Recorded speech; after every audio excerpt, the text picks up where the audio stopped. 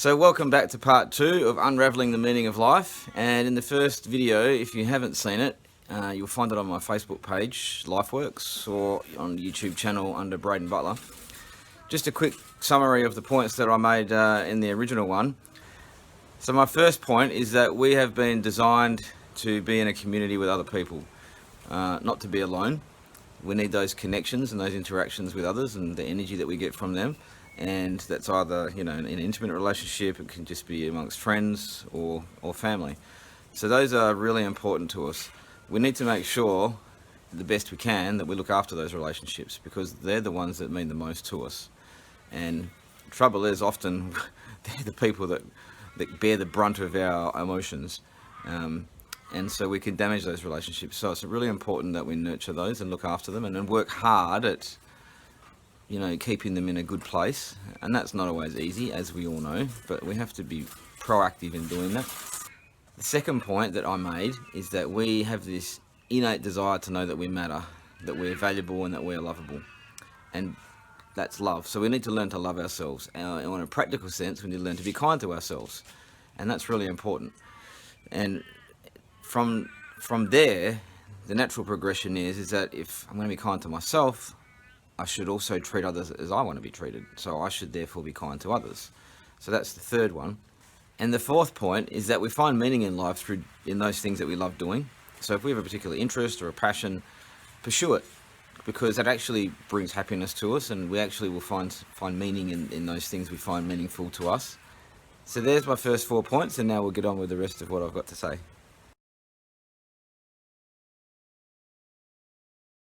I think another really important part for humans is that we are designed to work.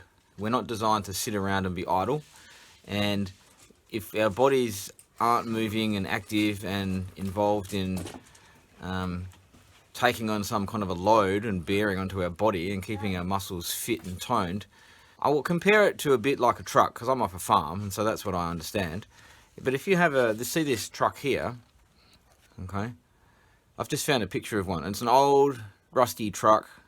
Basically it's seized up, it doesn't work anymore, the engine's seized, the wheels are probably seized, and it doesn't look very healthy, okay, and it's not. It doesn't have any lubricants in it, it doesn't work. And the tractor's the same. And what happens is our bodies are a bit the same. If our bodies sit idle and we're not moving and doing things, then we tend to seize up. And our muscles can tend to deteriorate and our joints can get stiff. So I think part of being human is also we need to work. So if you compare it to this picture here, you can see here you've got a machine that's working, the tractor's working, and it looks healthy, it looks well cared for, and it's kind of fulfilling its purpose, what it's designed to do. And I think we're the same. Whether that be paid work, volunteering, or whether you're being a parent, because being a parent is working 24/7, 7 days a week. It doesn't matter. The point is that you're investing a part of yourself into something, and your body's active and you're physical and your mind's active, and your mind has to be thinking about things.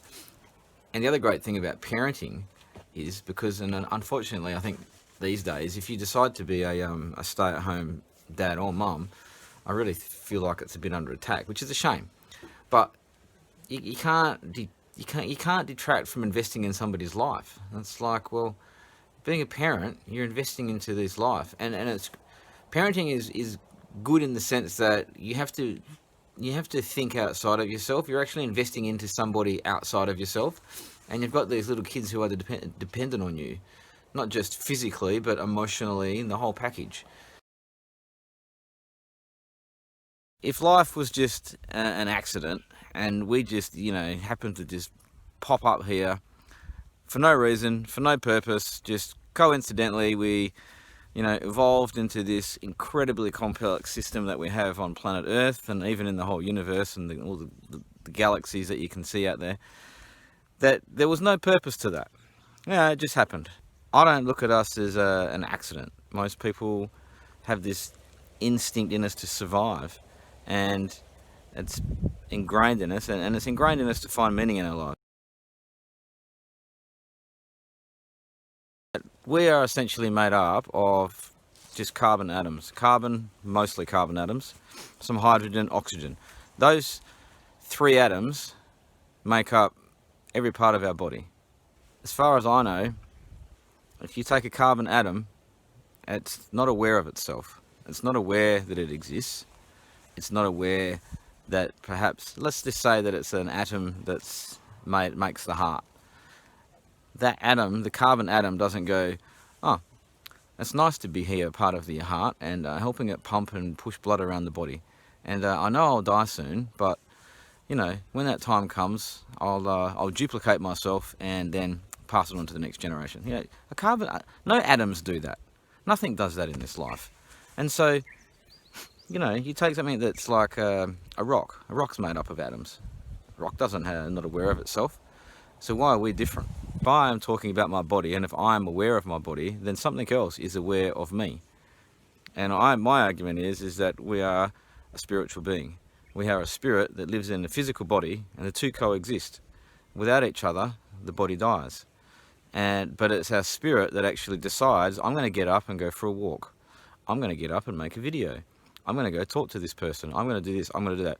The two coexist in this interdependent, complicated system, in this body, in this thing that we call a human being.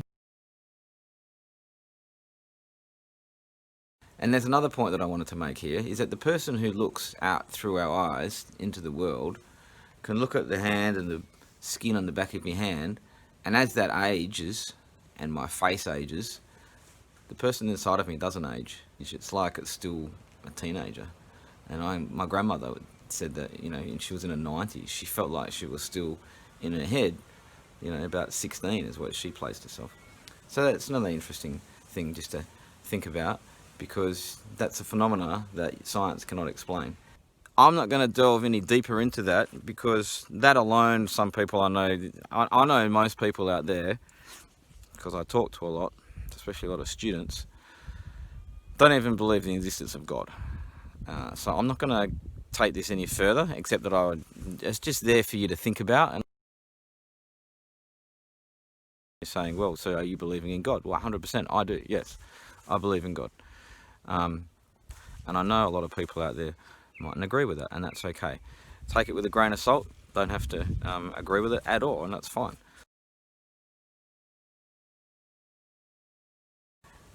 I was reflecting on the points that I'd made, and it just occurred to me that of all the points, there was nothing in there about money, about finding the purpose and meaning in life is about making money. For example, if you had no people around you, no community, no interactions with others, you just basically your whole life you just sat in a room and made money, you'd be miserable. Guarantee it. Because you could have all the money in the world and you'd be poor because you don't have relationships that kind of make you rich and bring that fulfillment from inside of you. If you pursue money, that's okay, because that's an interest of yours. But if it brings if the things that you do in order to acquire money bring you meaning in life, then that's fine. But I don't think money by itself is fulfilling. I think that we're not an accident. I think we're here for a purpose, and there's a reason for us to be here.